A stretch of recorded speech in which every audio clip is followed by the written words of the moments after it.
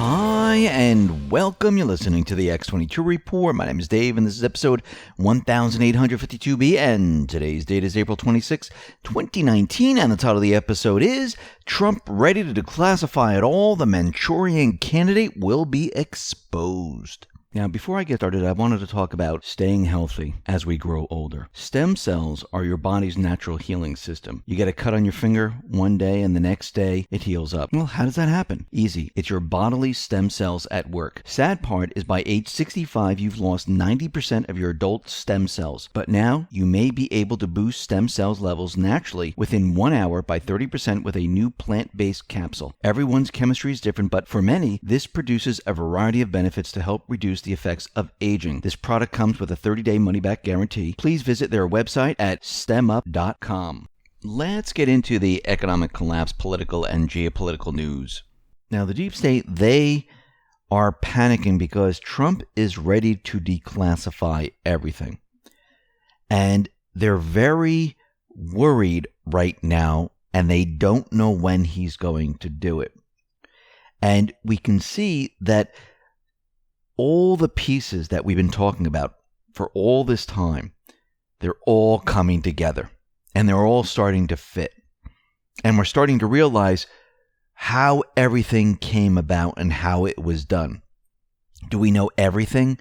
No, but we're going to find out a lot, because once everything is unredacted, once everything is declassified, we're going to find out who is really controlling everything. And I believe we all know who that is.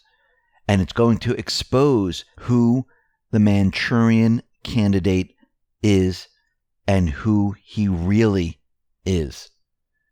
Now, before we get to that, let's talk about what is happening with Mueller's report and Concord Management.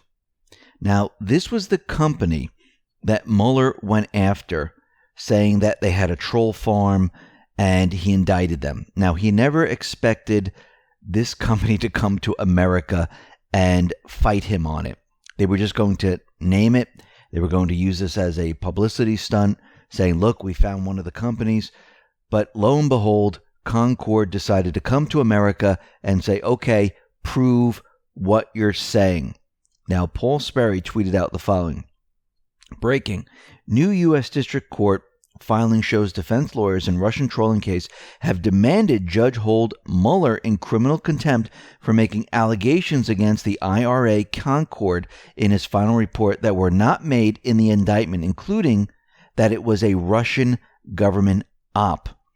So it looks like whatever Mueller did by pointing the finger at this company, he is digging his hole deeper and deeper and deeper, and it looks like he has a lot of explaining to do. And this is why he could never get anywhere with this company. He was delaying, stalling, doing whatever he possibly could to make sure that this didn't move forward.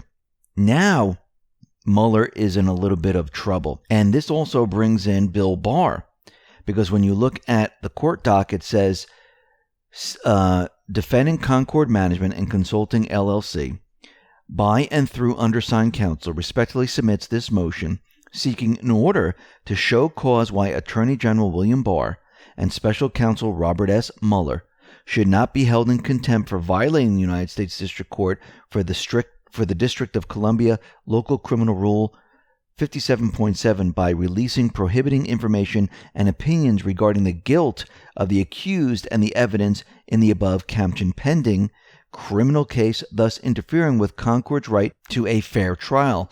Now, I do believe that Barr knows that this whole entire push to get Concord, by now, he knows that this was completely fake, phony, and false. And most likely, this will be dismissed, and they'll just say, you know what, we're not pressing charges anymore.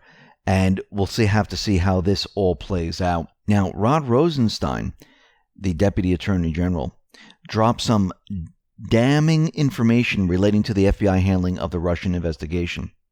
Rod Rosenstein spoke to an Armenian Bar Association gathering on Thursday night, where he dropped a bombshell related to the Federal Bureau of Investigation handling of the Russian collusion probe. He said the FBI disclosed classified evidence about the investigation to ranking legislators and their staffers. Someone selectively leaked details to the news media. And there you have it. Rod Rosenstein admitted that the FBI illegally leaked classified intel to lawmakers, which then ended up in the hands of the press. So there were leakers, Schiff and many others. So when Trump criticized the FBI brass over its handling of the probe, the fake news media attacked him, attempting to make him look like he was subverting the rule of law. And as it turns out, Trump was right all along, and the feds were indeed working against him. Rod Rosenstein also criticized the Obama administration on how they handled the investigation. He said some critical decisions about the Russia investigation were made before I got there. The previous administration chose not to publicize the full story about Russia, computer hackers, and social media trolls, and how they relate to a broader strategy to undermine America. And Rod Rosenstein right now, as you know, he was involved with a lot of different things, and most likely he is trying to save himself. We see President Trump gave an extensive interview with Sean Hannity, and that was last night. The president made several stunning comments about the Mueller investigation. He talked about previous wiretaps, the upcoming Inspector General report, the deep state, and his firm plans to declassify a significant amount of background documentation. For the first time, Trump used the terms attempted coup and overthrow to discuss the coordinated effort against the administration by the previous administration, including Clapper, Brennan, Comey, and other lower-level officials within the intelligence apparatus. And we know that these players that were trying to get him, they are now being exposed through the declass, through the OIG report. And Trump continually mentions these things to make these people panic, because when they panic, fear sets in. Once fear sets in, they do stupid things. And as you can see, this has been part of their strategy, to turn the screws a little bit each time to make them do something. And what are they doing? They're collecting evidence. They're monitoring these people. They're under investigation. Yes, and they have warrants. FISA works both ways. Paul Sperry tweeted out the following. Breaking. President Trump tonight in Fox News interview suggests it was inconceivable that former President Obama did not know about the Comey-McCabe-Strzok-Brennan Clapper operation to overthrow his new incoming administration in late 2016, early 2017. And if you notice, Trump continually points the finger at Obama every chance he gets. Why? Well, there's a very good reason. He was behind all of this. And there are other reasons that we're going to get into in a little bit. So what is Trump going to declassify? Well, he's going to be declassifying a lot. This is what he said. He said, I'll be declassifying FISA applications, the Gang of 8 material, FBI 302s, all elements of his 5 buckets of information. And he's just going to lay it all out there. And he's saying timing was very important. A lot of people wanted him to do this a lot earlier. But he said, you know what? I think it was right for waiting.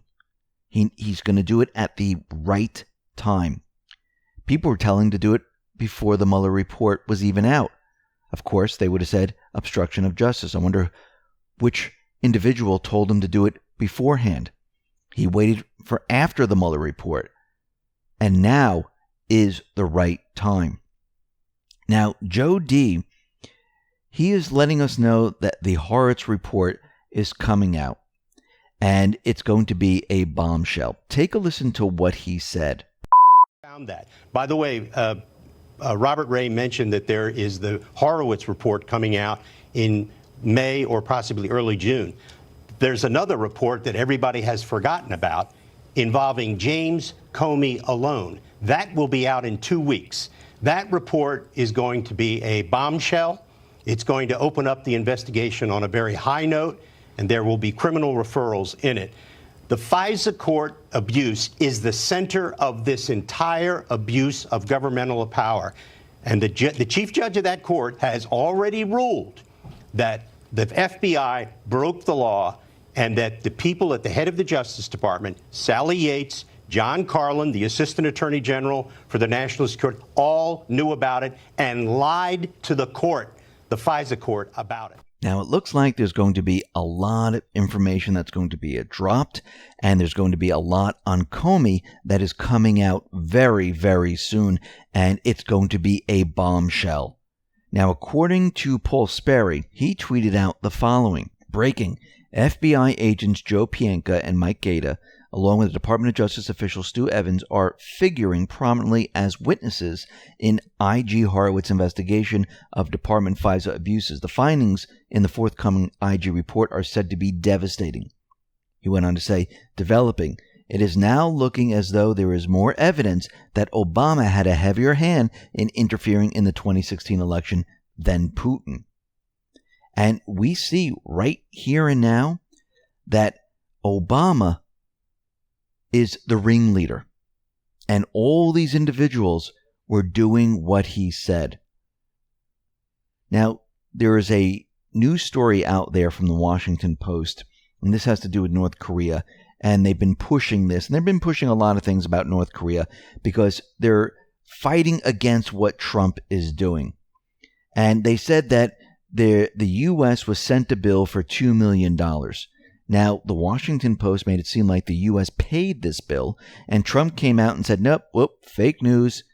I did not pay any money to North Korea. Yes, they might have sent the bill. He never said they didn't, but he did not pay.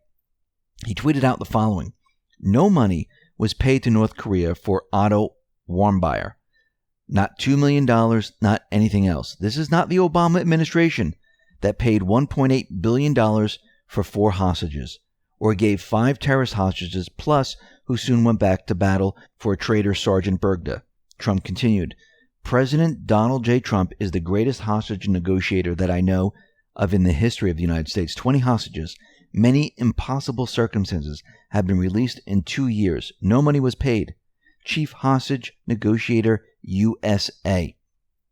So he just took that story that the Post was running and just kind of flushed it right down the toilet. Now, down at the border, we know that Obama-appointed judges, they're doing whatever they possibly can to stop Trump with the illegals, with building the wall, with everything. And some of these individuals are even trying to help the illegals. And when they do this, it is illegal. And we see that a district court judge, Shelley M. Richmond Joseph, she is being indicted, and court officer Wesley McGregor is also being indicted for obstruction of justice and criminal conspiracy in their efforts to assist criminal illegal aliens escape capture by immigration and custom enforcement agents.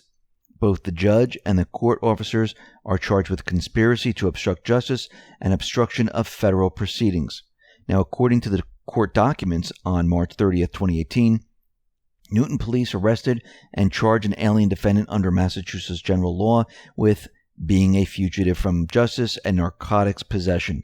Further investigations revealed that the defendant had twice been deported from the United States in 2003 and 2007, and that the federal order had been issued prohibiting the defendant from entering the U.S. until 2027. And it looks like the judge and this individual was protecting this individual and helping this individual.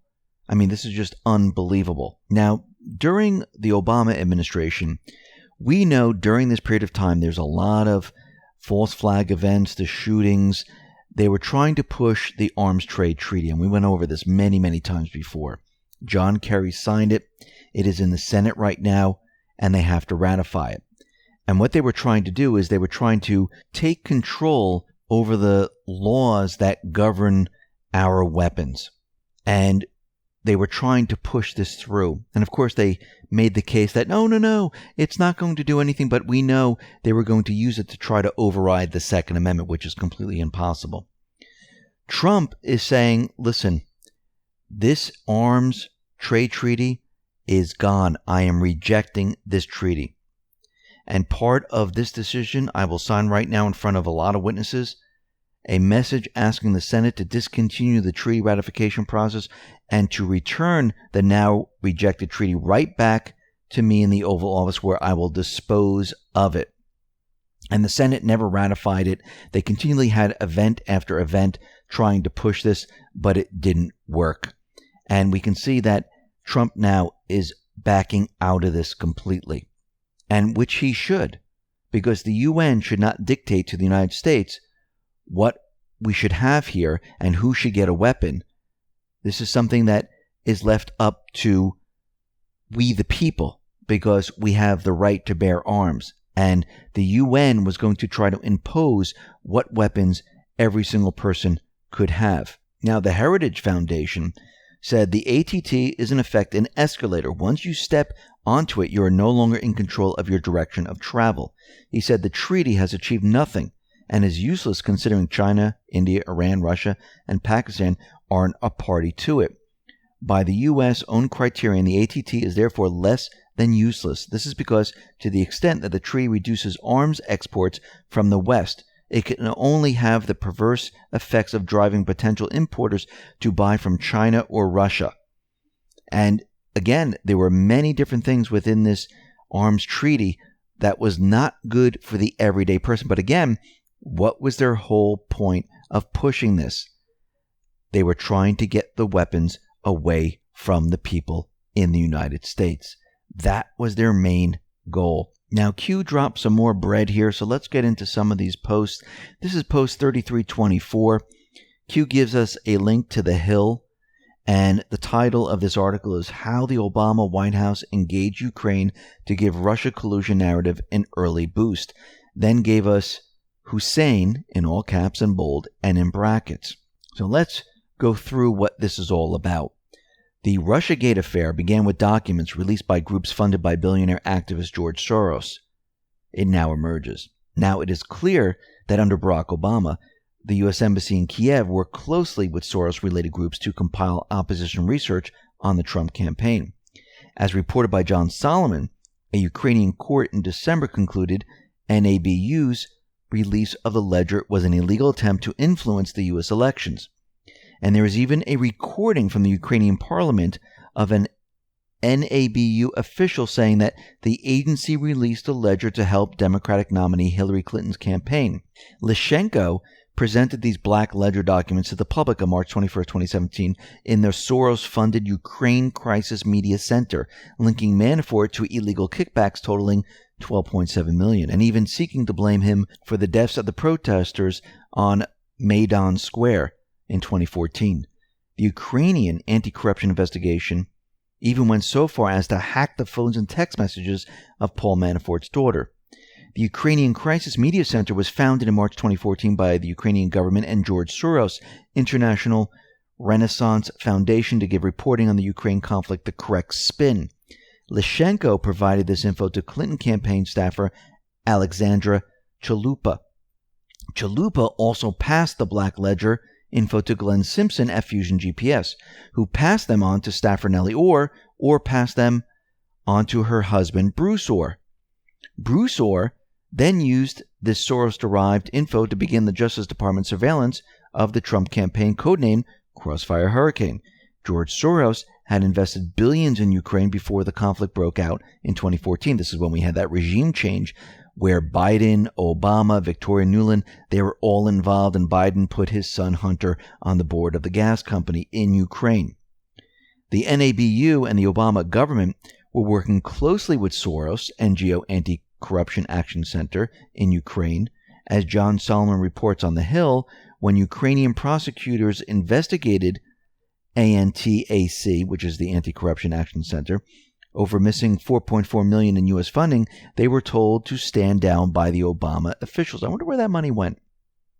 When the new prosecutor, General Yuri Lutsenko, went to meet Obama ambassador to Ukraine, Marie Yovanovitch, she says she was stunned when the ambassador gave me a list of people whom we should not prosecute. It turns out ANT-AC was co-funded by the Obama administration and George Soros. and it was collaborating with the FBI agents investigating then Trump campaign manager Paul Manafort and all his business activities. The implied message to Ukraine's prosecutors was clear. Don't target Aunt AC in the middle of an American presidential election in which Soros was backing Hillary Clinton to replace Barack Obama. Let's move on to post 3325. Q says, why would a president of the United States, this is Hussein, all caps, bold, in kill brackets, assign renegade as his United States Secret Service code name? Define renegade. Noun, a person who deserts and betrays an organization, country, or set of principles. Synonyms, traitor, defector, deserter, turncoat, betrayer. Adjective, renegade, having treacherously changed allegiance. So normally, the United States Secret Service chooses your code name. Here are some of the code names of other presidents that the United States Secret Service chose. Nixon was Searchlight. Jimmy Carter was Deacon. Ronald Reagan was Rawhide. George H.W. Bush was Timberwolf. Bill Clinton was Eagle. George W. Bush was Trailblazer. Obama reportedly selected the name himself. The United States Secret Service supposedly gave him a list of names, but he chose Renegade. Trump, he wanted Humble, but the United States Secret Service said, we're going to be calling you Mogul. So Q is pointing us to Obama for a specific reason. Remember, Trump is out there continually saying, Obama, he must have known what was going on. Everything's pointing to Obama. And I want to go back to post 1662. This was an article from the Washington Times, and it says, America really did have a Manchurian candidate in the White House. Obama was a Manchurian candidate groomed by foreign powers to hurt the USA. Post 1510. Q says, why are Hussein records sealed? Unusual? Q. Obama's first executive order was to seal his personal records. This way, nobody can find out who he really is, where he came from, who trained him, and whatnot. Post 3126. Q said, did both of Hussein's parents learn Russian? Yes, they met in a Russian class. Is Russian a common language to learn? No. Think then, think now. Think Nellie Orr. And Nellie Orr is in brackets and bold. Why would you need to know how to speak Russian in their fields of practice? Public fields. The Cold War? Because they were part of the intelligence agencies. Obama's family is linked to the CIA. Obama hired Brennan. It's all part of the same thing. He was the Manchurian candidate. He was groomed, he was taught, and he had a mission. Destroy America. And that is what he was doing while he was smiling at the people. And right now, Trump is going to expose the Manchurian candidate. And this is why, going back to all the Q's posts, there's going to be certain photos, certain videos that are coming out. And this is why Q has told us that they're going to try to explain that these aren't real.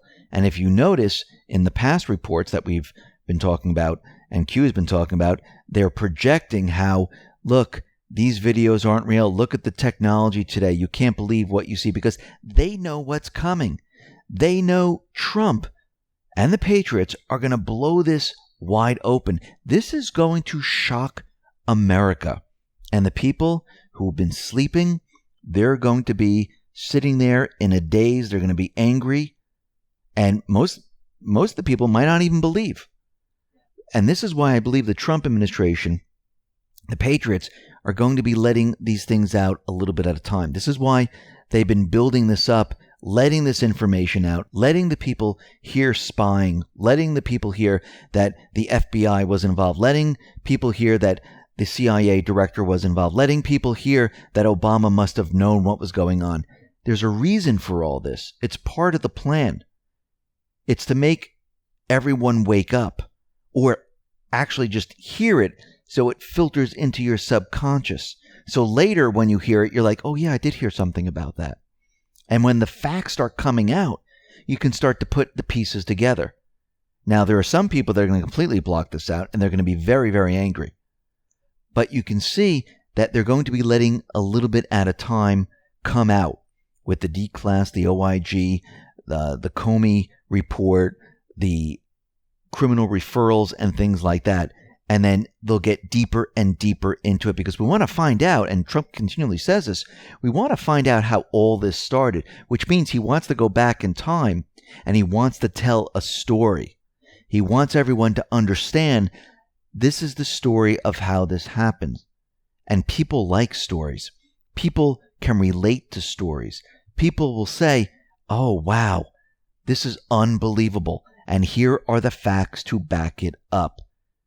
So the Patriots, they're preparing America right now. It's all going to be exposed. Listen, everyone, thanks a lot for listening. Be well, be safe, and especially be prepared. Thanks a lot.